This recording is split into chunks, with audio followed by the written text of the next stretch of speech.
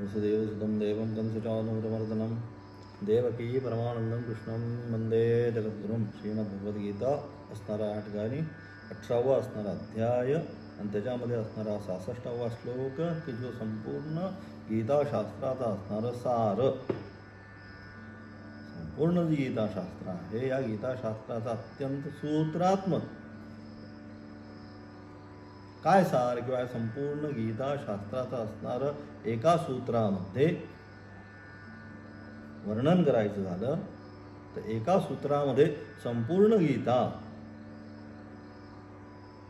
जर सांगायची झाली तर मग ते सूत्र कोणतं, तर ते सूत्र म्हणजे या ठिकाणी असणारा 66वा श्लोक. सर्वधर्मान् परित्यज्य मामेकं शरणं व्रज अहम त्वा सर्व पापेभ्यो मोक्षयिष्यामि मा शुचः. हे सगळा जो अट्टहास जो आहे आपण जो करत आहोत साधक आपल्या जीवनामध्ये जी काही साधना जो काय अट्टहास त्याचा आहे तो कशासाठी, तर ते असणार अत्यंतिक दुःखाची निवृत्ती आणि निरतिशय आनंदाची प्राप्ती करून जे असणारं परमेश्वराचं परमपद मोक्षावाख्य जे आहे ते प्राप्त करण्याकरिता. म्हणून हे सर्व जे आहे व्रतवैकल्य आहे, कर्मयोग आहे, ध्यानयोग आहे, भक्तियोग आहे, सगळं जे जे काही यद्यत करोमि तत्तदखिलम सांगितलं. आता मागच्या श्लोकाच्या माध्यमातून काय सांगितलं, मागच्या श्लोकात मन्मना भवद्भक्तः मद्या जी मां नमस्कुरु मामे वैश्यसी सत्यम ते प्रतिजान प्रियोस्मी. का अशा प्रकारे जे काय तू करत असशील ते काय माझ्यामध्येच श्रद्धा ठेवून माझ्यासाठीच परमेश्वरासाठी परमेश्वर प्रीत्यर्थम मी हे करत आहे अशा भावनेने असणार ते सर्व कर्मयोगाचा सिद्धांत, ध्यानयोगाचा सिद्धांत, भक्तियोगाचा सिद्धांत, जे काही सगळे योग आहेत हे सगळे योग शेवटी काय त्या ठिकाणी एका ठिकाणी जाऊन पोचतात. कुठे जाऊन पोचतात तर या 66व्या श्लोकामध्ये जे सांगितलं त्या अनुषंगाने ज्यावेळेस अंतःकरणाची असणारी वृत्ती आपली होईल, या सगळ्या योगांच्या द्वारे काय झालं, चित्तशुद्धी झाली, अमानित्व आदी सगळे असणारी दैवी गुणसंपत्ती, सात्विक गुणसंपत्ती सर्व निर्माण झाली. आता मनामध्ये कुठलंही काम, क्रोध, लोभ काही राहिलेलं नाही. त्या ठिकाणी सगळं काय सात्विक गुण त्या ठिकाणी आलेले आहे, दैवी गुणसंपत्ती निर्माण झालेली आहे, अभयम सत्म संशुद्धी निर्माण झालेली आहे. आणि अशा अनुषंगाने अत्यंत शुद्ध अंतःकरण असणारा तो मुमुक्षु साधक, मुमुक्षु त्यांच्यासाठी हे असणारं हे संपूर्ण शास्त्र आहे. परमेश्वर काय हे जाणून घेण्यासाठी हा केलेला सगळा अट्टहास आहे. म्हणून अशा अनुषंगाने मग काय केलं पाहिजे, मग भगवंत या म्हणतात आता जे काही साधना करत होता ज्या अनुषंगाने त्या सर्व साधनेच्या अनुषंगाने जे आता काय झालं चित्त शुद्ध झालेलं आहे, आता अंतःकरणामध्ये कुठल्याही प्रकारची मलिनता आता राहिलेली नाही, अत्यंत शुद्ध झालेला आहे. जसं तुरटी आहे पाण्यामध्ये जर एखाद्या वेळेस आपण त्या ठिकाणी आता पावसाळ्याच्या दिवसामध्ये पाणी गढूळ झालं काय झालं तर आपण काय करतो, ती असणारी तुरटी त्याच्यावर फिरवतो. मग तुरटी फिरवल्यानंतर काय होतं, त्या पाण्यामध्ये असणारी सगळी जी मलिनता आहे हे मलिनता ती तुरटी काय करते आपल्या आप नष्ट करून टाकते आणि पाणी काय होतं मग तुरटी फिरवल्यानंतर अत्यंत शुद्ध होते. व त्या पाण्यामध्ये आता तुरटी कुठे आहे हे जर आपण म्हणावं तर ते तुरटी त्याच्यामध्ये आता दिसत नाही. त्याप्रमाणे काय त्या संपूर्ण जे गुण आहे सात्विक गुणसंपत्ती किंवा जे अमानित्व अधंबित्व जे काय दैवी गुणसंपत्ती यांनी काय झालं अंतःकरणामध्ये असणारे संपूर्ण रागद्वेषाने जे अंतःकरण गढूळ झालं होतं ते काय झालं अतिशय आता शुद्ध स्वरूपाचं झालेलं आहे. आणि अशा शुद्ध स्वरूपाच्या अंतःकरणामध्ये आता उपदेश काय, तर उपदेश सर्व धर्मान् परित्यज्य जे जे म्हणतोयस मी आणि माझं, बघा सर्वधर्मान म्हणजे धर्म अधर्म जे काय म्हणतोयस समजत न पुण्यम न पापम न सौख्यम न दुःखम सांगितलं, सगळं सोडायचं काही ठेवायचं. आणि मग शेवटी काय येन त्यजसी तत् त्यज सांगितलं शास्त्रात की ज्याच्याद्वारे तू हे सगळं सोडून दिलंयस ना, हे माझं ते माझं हे जे काय आपण म्हणत होतो हे सोडून दिलं, हे सोडून शेवटी कशाच्याद्वारे सोडून दिलं, ते अंतःकरण म्हणा त्याच्याद्वारे आपण सगळं सोडून दिलं. मग शेवटी काय येन त्यजसी ज्याच्याद्वारे तू या सर्वांचा त्याग केला आता काय कर त्याला सुद्धा सोडून दे. म्हणजे काय राहील आता काही राहणार नाही. आणि ज्यावेळेस काही राहणार नाही त्याच वेळेस परमेश्वरच राहणार आहे. परमेश्वराच्या व्यतिरिक्त आता कोणाचंही अस्तित्व नाही. त्याच वेळेस काय सच्चिदानंद असणारं ते स्वरूप, त्याचा असणारं आत्मसाक्षात्कार आपण ज्याला म्हणतो, त्याची असणारी आत्मानुभूती ही त्याला त्या ठिकाणी होणार. आणि म्हणून त्याकरता काय, जे जे समजत होतास, जे जे समजत आहेस, सर्वच्या सर्व धर्मान परित्यज्य, या सगळ्यांना काय कर, आता तू सगळ्यांना आता सोडून दे. सोडून दे म्हणण्यापेक्षा त्या ठिकाणी आपण असंही ह्याच्याही पेक्षा उच्च दर्जाचं चिंतन करायचं झालं तर असं सुद्धा म्हणू शकतो की त्या असणाऱ्या दैविक सात्विक गुणसंपत्तीच्या द्वारे ती असणारी अंतःकरणाची अवस्था अशा स्वरूपाला गेली की काय, सगळं आपल्या आप त्या ठिकाणी उर्वारुक इव बंधनात मृत्युर्मोक्षे यमामृतात्, ज्याप्रमाणे परिपक्व अवस्थेला झालेलं असणार ते भोपळ्याचं फळ जसं काय करतं आपल्या आप त्या वेलीला सोडून देतं, त्याचप्रमाणे या ठिकाणी सुद्धा एकदा परिपक्व झाला अंतःकरणाची अवस्था शुद्ध एकदम झाली की काय करतं, ते असणारे सगळं जे जे जे जे समजत होतो, मानत होतो, ते सगळं काय आपल्या आप त्याला सोडण्याचा प्रयत्न जो आहे, हा प्रयत्न सुद्धा नाही, अत्यंत साधनेची उच्च कोटीची अवस्था, मन उन्मनी भावाला म्हणून उत्तमा सहज अवस्था सांगितली, मध्यमा ध्यान धारणा सांगितली, अधमा शास्त्रचिंताचं सांगितलं. उत्तम अवस्था म्हणजे सहज अवस्थेमध्ये बसलेल्या ठाईचं बसून एक करा, एकचित्त सांगितलं. त्याला काही करायला लागत, त्या ठिकाणी बसल्या क्षणी त्याचं जे मन आहे त्या मन काय होतं, उन्मनी भावाला निघून जात आहे. ही अत्यंत साधनेची असणारी उत्कृष्ट अवस्था जी आहे ती उत्तम अवस्था सांगितली. त्यानंतर मध्यमा ध्यान धारणा, त्यानंतर सांगितली ध्यान धारणा आधी करून त्या चित्ताला काय केलं पाहिजे, समाहित करून घेतलं पाहिजे. म्हणून बाकीचे सगळे प्रयत्न आहेत त्याच्यामध्ये, प्राणायाम करा, हे करा, ते करा, असं करा, तसं करा, सगळं. आणि मग शास्त्रचिंता त्यानंतर तृतीया स्थानी शास्त्रचिंता. म्हणजे प्रथम स्थानचा जो साधक आहे हा अत्यंत उत्तम कोटीचा, आणि ते उत्तम कोटीचा साधक प्राप्त करायचे हे असणारी सगळी जी साधना जी आहे, जे आपल्याला साध्यापर्यंत घेऊन जाणार आहे, ते अत्यंत उत्कृष्ट दर्जाची त्याची झाली. म्हणजेच काय, त्याच्या अंतःकरणामध्ये असणारं संपूर्ण मी आणि माझं तुझं हे ज्या काही सगळ्या वृत्ती आहेत अंतःकरणामध्ये निर्माण होणाऱ्या, या सगळ्याच्या सगळ्या वृत्ती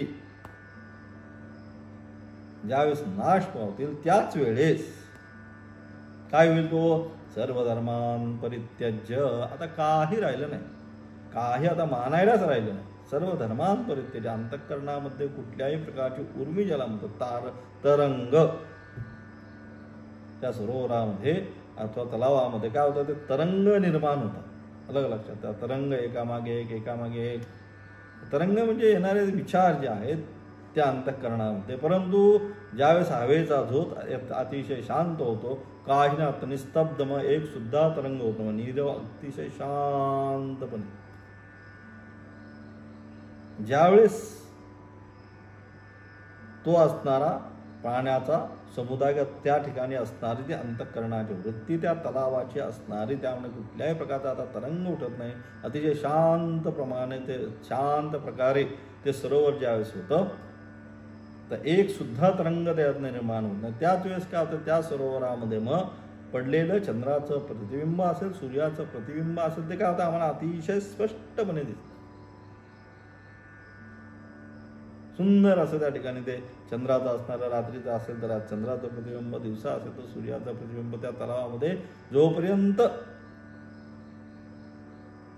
कुठलाही तरंग उठत नाही तोपर्यंत अतिशय सुंदर प्रमेय दिसतं. त्याचप्रमाणे या ठिकाणी अंतःकरणामध्ये असणारे सगळे तरंग आहेत, हे माझं, हे तुझं, मला हे करायचंय, मला असं करायचंय, मला अमुक करायचंय, या सगळ्या तरंगामध्ये काय होतंय, या तरंगामध्ये त्या ठिकाणी असणारं त्या परमेश्वराचं प्रतिबिंब अतिशय स्पष्ट तो आहे, तो स्पष्टता त्याच्यामध्ये येत नाही.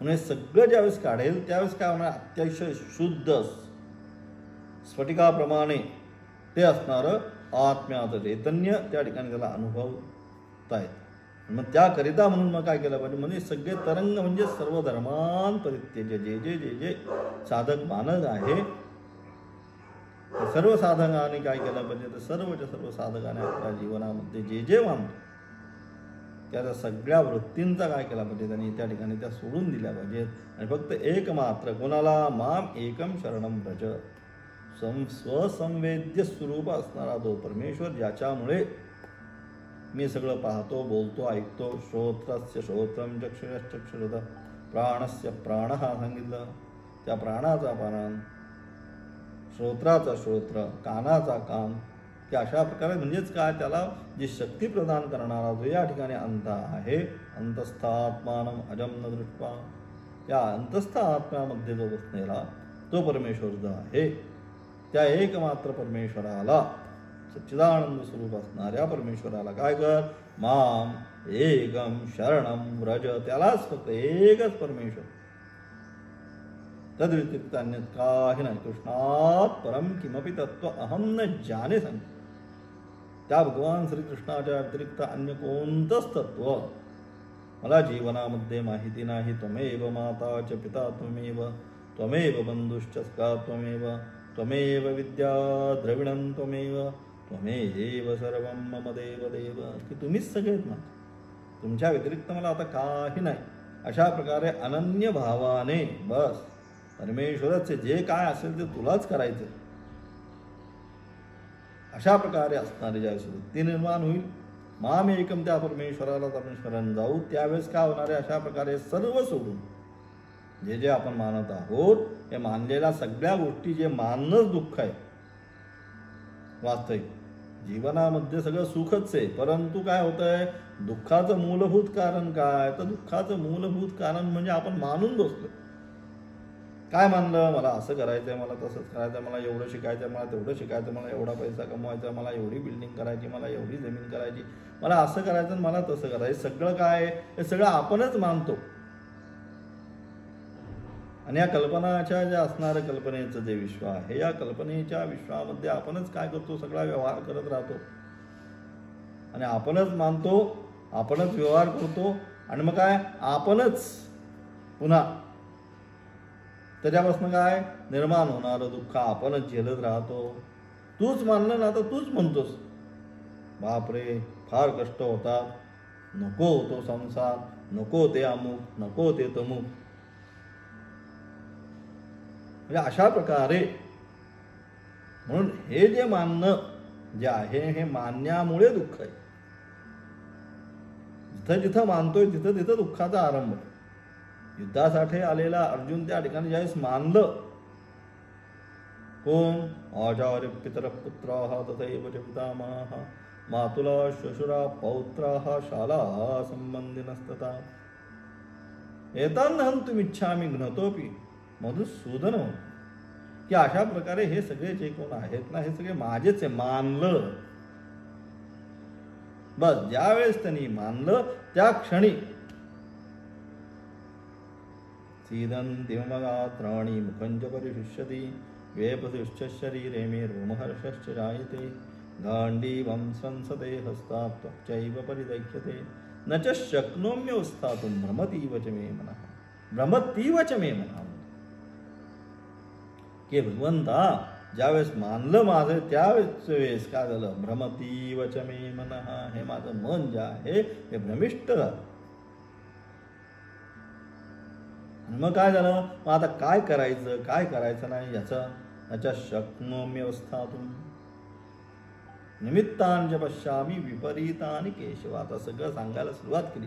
हे सगळे जे निमित्त आहेत, म्हणजे जे शकुन आहे, ते सगळे काय करतोय, आता मी उलटेच बघायला लागलेलो आहे वगैरे वगैरे. हे सगळं म्हणजेच काय, हे मानणं आहे.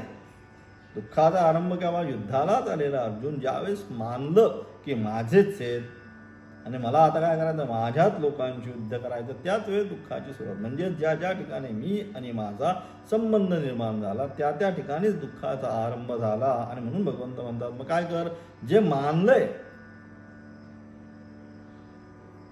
ते सगळं सोडून आणि काय कर, एक मात्र मला शरण ये, बस. बाकी मग काय करायचंय ते पुढचं मी करतो,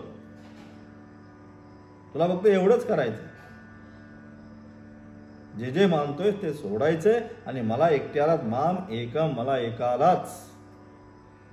परत आणखी इकडे नाही जायचं, आज इकडे गेलो उद्या तिकडे गेलो, काही नाही. एकच परमेश्वर, जे काय करायचंय तुला तूच कर. संतांच्या जीवनामध्ये ज्या प्रमाणे त्याला होता झाली आपली आषाढी एकादशी. काय झालं, संतांच्या जीवनात फक्त पांडुरंगाच्या व्यतिरिक्त अन्य कोणी, जे काय असेल ते तूच कर, अशा प्रकारचा तो जो भाव आहे, तो भाव म्हणजे मामेकम शरणम व्रज. अनन्य भावाला भगवंताला शरण जाणं, त्या भगवंताच्या व्यतिरिक्ताने जे काय करायचं तुलाच कर,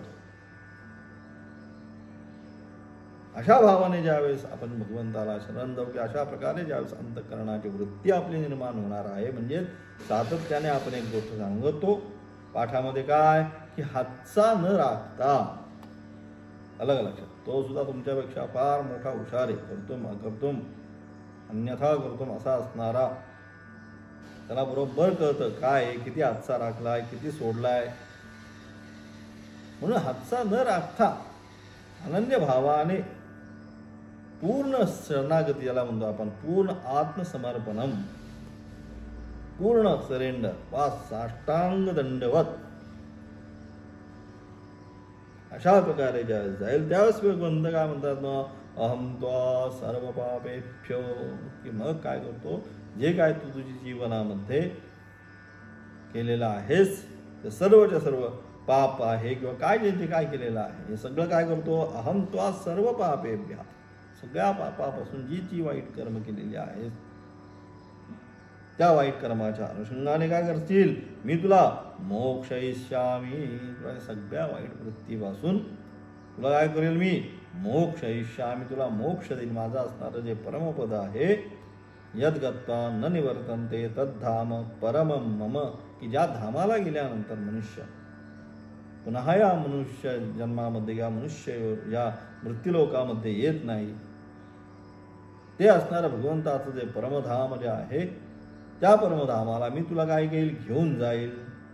मोक्षयिष्यामी, माफ, तू काळजी करू नकोस जीवनात की घेऊन जाईल का नाही अशी सुद्धा मग पुन्हा काळजी करू नकोस. अनन्य भावाने शरण गेला, परंतु भगवंत मला घेऊन जाता येत का नाही असा सुद्धा भगवंतावरती संशय घेता कामा नये. अनन्य भावाने एकदा शरण आलोय ना, बस शरणच आलो. ही असणारी जी अंतःकरणाची जी अवस्था आहे, प्रल्हाद असेल, ध्रुव असेल, यांच्या अंतःकरणाची अवस्था त्या अनुषंगाने होती. तशाच प्रकारे असणारी द्रौपदी आहे त्या ठिकाणी, गजेंद्र आहे, या सगळ्यांची असणारी अंतःकरणाची भावना कशी होती, अनन्य भावाने परमेश्वरच आहे, परमेश्वराला अनन्य भावाने तुझ्या व्यतिरिक्त हे नाथ, बस या अनुषंगाने, बस तुमच्या व्यतिरिक्त कोणी नाही, अशा भावनेने ज्यावेळेस आपण शरण जाऊ त्याच वेळेस भगवंत म्हणतात आता काही हरकत नाही, आता याला दुसरा कोणीही हात देणारा नाही, मग दुसरा कोणाही हात देणारा नाही असं भगवंताच्या लक्षात येतं. त्यावेळेस भगवंत म्हणतात आता काही हे नाही, आता मलाच हात देणं का गरजेचं आहे. आणि मग काय करतात, तसा या जन्म आणि मरणाच्या संसारामधून भगवंत बाहेर काढण्यासाठी स्वतःचा हात त्या ठिकाणी, म्हणजे अशा प्रकारे काय केलं पाहिजे, मग अनन्य भावाने भगवंताला शरण गेलं पाहिजे. आणि ज्या प्रकारे अनन्य भावाने शरण गेल्यानंतर भगवंत निश्चितपणे करतील का नाही, नाही असं नाही, निश्चितपणे आपल्याला भगवंताचं जे परमधाम आहे त्या परमधामापर्यंत भगवंत घेऊन जातात. हा सारासार संपूर्ण गीताशास्त्राचा असणारा अर्थ. आणि म्हणून आपण काय केलं बा, अनन्य भावाने इतर वस्तूंच्या, सांसारिक वस्तूंची असणारी चिंता जी आहे संपूर्ण चिंता सोडून एक मात्र त्या परमेश्वराचं ज्या सुसंवेद्य स्वरूप जे आत्मतत्व आहे त्या आत्मतत्वाचं एक मात्र काय केलं पाहिजे, जीवनामध्ये चिंतन आपण आपल्या जीवनामध्ये केलं पाहिजे. आचार्य काय म्हणतात पाहू त्याच्यावर. भाष्य आचार्यांचा आचार्य म्हणतायत काय, त्या ठिकाणी आचार्य म्हणतात सर्वधर्मानिधी सर्वधर्मान सर्वैश्चते धर्माश्च सर्वधर्माः तान् धर्मशब्देन अत्र अधर्म अपगृह्यते नैष्कर्म्यस्य वीक्षत्वात् नाविरतो दुश्चरितान कठोपनिषद त्याच्या धर्मधर्मांच शांती पर्व त्या ठिकाणी असणार इत्यादी श्रुती आणि स्मृतीभ्यः सर्व धर्मान परित्यज्य संन्यस्य सर्व कर्माणि इति एतत् माम एकं सर्वात्मानं समं सर्वभूतस्थित ईश्वरम् अच्युतं गर्भ जन्म जरा मरण विवर्जितम् अहमेव इत्येवम् एकं शरणं व्रज न मत्तः अन्यत् अस्ति इति अवधारयेत्यर्थः अहं त्वाम् एवं निश्चितबुद्धिं काय सर्व पापेभ्यः सर्व बंधन रूपेभ्यः मोक्षयिष्यामि स्वात्मभाव प्रकाशीकरणेन उक्तं च नाशयात्म्यात्मभावस्था ज्ञानदीपेन भास्वतः इत्युच्यते मा शुचः शोकं मा काशी इत्यर्थः आचार्य म्हणतात. काय म्हणतात आचार्य बघू काय म्हणतात सर्व धर्मान धर्म शब्दाने येथे अधर्माचे सुद्धा ग्रंथ धर्म दोन्ही अलग लक्षात या ठिकाणी धर्म म्हणजे धर्म नाही तर या ठिकाणी आचार्यांच्या अनुषंगाने किंवा शास्त्राच्या अनुषंगाने धर्म आणि अधर्म दोन्ही काहीच नाही सगळंच सोडून दे म्हणून येथे धर्म शब्दाने अधर्माचेही ग्रहण केले जाते कारण येथे नैष्कर्म्य सिद्धी विवक्षित आहे. नैष्कर्म्य सिद्धी जी आहे नैष्कर्म्य सिद्धी प्राप्त करण्यासाठी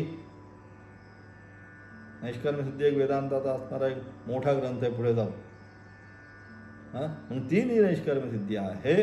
ती नैष्कर्म्य सिद्धी म्हणजे आत्मसिद्धी जी आहे ही प्राप्त करण्यासाठी जे जे मानतोय म्हणून धर्म आणि अधर्म या दोन्ही सगळ्यांचाच मग धर्म सोडून मग वाईट वृत्तीला जाणार आहे का मग वाईट सुद्धा वृत्ती जी आहे त्या सगळ्याचाच त्याग काही सुद्धा ठेवू नकोस. आणि म्हणून या ठिकाणी धर्म शब्दाने अधर्माचे ग्रहण केले जाते कारण येथे नैष्कर्म्य विवक्षिता आहे.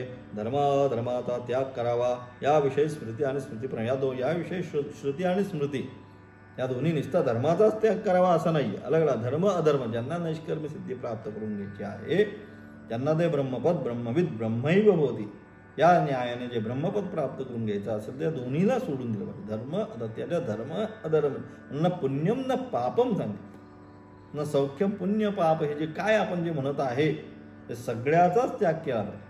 न सौख्यम न दुःख्यम न दुःखम सुख दुःख पुण्य पाप जे काय आपण समजत आहे सगळ्याच्या सगळं ज्यावेळेस आपण सोडून देऊ त्याच वेळेस म्हणून सांगितलं काय यासाठी काय श्रुती आणि स्मृती सुद्धा या ठिकाणी प्रमाण आहे. काय म्हणतात शारीरम म्हणजे काय श्रुती या ठिकाणी म्हणते काय म्हणतात श्रुती त्या ठिकाणी कठोपणे ना विदो दुश्चरिता ना शांतो ना समाहिता की अशा प्रकारे श्रुती म्हणते की काय जे शारीरिक म्हणजे शारीर पापापासून निवृत्त न झालेला म्हणजे काय दुश्चरित्र आहे ती दुश्चरितापासून जोपर्यंत निवृत्त न झालेला त्याचप्रमाणे धर्माचा त्याग कर व अधर्माचा त्याग कर त्यज धर्मम अधर्मंच शांती पर्वामध्ये धर्म आणि धर्म त्याचप्रमाणे दुश्चरित जे आहेत ते दुश्चरितांचा सुद्धा काही झाला पाहिजे त्या ठिकाणी त्याग केला पाहिजे. त्यानंतर धर्म अधर्माचा त्याग केला पाहिजे इत्यादी श्रुतीस्मृतीवरून मुमुक्षुने धर्म आणि अधर्माचा त्याग करतो असे ठरावे म्हणे. यावरून या सगळ्या श्रुती आणि स्मृतीच्या द्वारे जो मुमुक्षु आहे त्यांनी या सर्वाचाच त्याग केला पाहिजे. आणि म्हणून अशा प्रकारे मुमुक्षुने धर्माचा त्याग करावा असे ठरवे. सर्व धर्मांचा म्हणजे सर्व कर्मांचा संन्यास करून सर्व धर्मांचा म्हणजे काय सर्व जी कर्म आहे सर्व कर्म परित्याग सांगितलं संन्यासाठी. परमहंस परिव्राजकाचार्य सर्व धर्म त्या ठिकाणी असणारा सर्व कर्म परित्याग सर्व कर्मांचा काय केला पाहिजे संन्यास केला पाहिजे असा याचा भावार्थ. सर्वात्म सम सर्वभूतांचे ठिकाणी असलेला म्हणजे सर्वात्म म्हणजे काय सम सर्व भूतांच्या ठिकाणी असलेला गर्भ जन्म जरा मरण यांनी रहित असलेला तो कोण ईश्वर अच्युत वासुदेव असा मीच आहे असे समजून तो असणारा ईश्वर सगळ्यांच्यात आहे ज्याच्यामध्ये काय गर्भ जन्म जरा मरण या ज्या अवस्था या अवस्था त्याला कुठल्याहीच नाही. जन्ममरणाआधी कुठलीही अवस्थेला काय केलं त्यांनी पार करून गेलेला याच्या अवस्थेच्या रहित असलेला तो अच्युत ईश्वर काय वासुदेव मीच आहे असे तो जो आहे ते असणार आत्मतत्व जे आहे ते कोण आहे? मीच आहे. या ज्ञायाने अहम ब्रह्मास्मी तत्त्वमसी या ज्ञायानं काय केलं पाहिजे? मीच आहे अशा अनुषंगाने सर्व कर्मांचा संन्यास करून असा भावार्थ करून गर्भजन्म मरण रहिता ईश्वर अच्युता आणि वासुदेव मीच आहे असे समजून एकमेव अद्वितीय असलेल्या मलाच तू शरण ये. आणि म्हणजे असा असणारा जो आहे एकमेव अद्वितीय सच्चिदानंद स्वरूप असणारं जे आत्मतत्व त्यालाच काय कर? तर त्यालाच तू या ठिकाणी शरण ये. म्हणजे माझ्याशिवाय दुसरे काही एक नाही असे निश्चयाने समज. म्हणजे त्या परमेश्वराच्या व्यतिरिक्त त्या आत्मत्वाच्या व्यतिरिक्त अन्य दुसरी कोणतीच या ठिकाणी वस्तू नाही. स एकहा शास्त्र म्हणतं शेवटी काय? स एकहा अस्मान लोकात प्रेत्य. त्या ठिकाणी काहीतरी कसं तो एकच आहे. ते तत्व जे आहे त्याच्यामध्ये दुसरं न द्वितीय अस्ति किंचित. दुसरं काही नाही, तिथं एकच आहे. अस्ति इत्येव लब्धव्य तत्वभावेन चोभयो. त्या ठिकाणी अस्ति इत्येव लब्धव्य बस आहे या भावनेने तेच आहे, त्याच्या व्यतिरिक्त अन्य काही नाही. अशा प्रकारे असणारं ते अद्वितीय असणारं जे तत्व आहे त्या तत्वाला शरण जा. म्हणजेच माझ्याशिवाय दुसरे काही नाही असं त्याच परमेश्वराच्या व्यतिरिक्त अन्य या जगतामध्ये दुसरी कोणतीही वस्तू नाही निश्चयाने समज. अशा रीतीने तुझ्या बुद्धीचा निश्चय झाला म्हणजे काय होईल? अशा प्रकारे त्या परमेश्वराच्या व्यतिरिक्त अन्य काही नाही. अशा प्रकारे निश्चयात्मिका बुद्धी. म्हणून बुद्धीचा निश्चय होणं महत्वाचं. बुद्धीचा जोपर्यंत निश्चय होत नाही तोपर्यंत आत्मज्ञानाची सिद्धी नाही. आणि म्हणून बुद्धीचा निश्चय झाला म्हणजे काय? की परमेश्वरच आहे. म्हणून तेच सांगितलं अशा रीतीने तुझ्या बुद्धीचा निश्चय झाला म्हणजे मग काय होईल? आत्मस्वरूप प्रकट करण्याचे मी तुला धर्मबंधन रूप अशा सर्व पापांपासून मुक्त करीन. आणि म्हणजे अशा प्रकारे एकदा तुझा निश्चय झाला काय? एक मात्र मी सच्चिदानंद स्वरूप परमात्माच आहे, त्याच्या व्यतिरिक्त अन्य काही नाही. हा निश्चय झाल्यानंतर अशा रीतीने तुझ्या बुद्धीचा निश्चय झाला म्हणजे मग काय?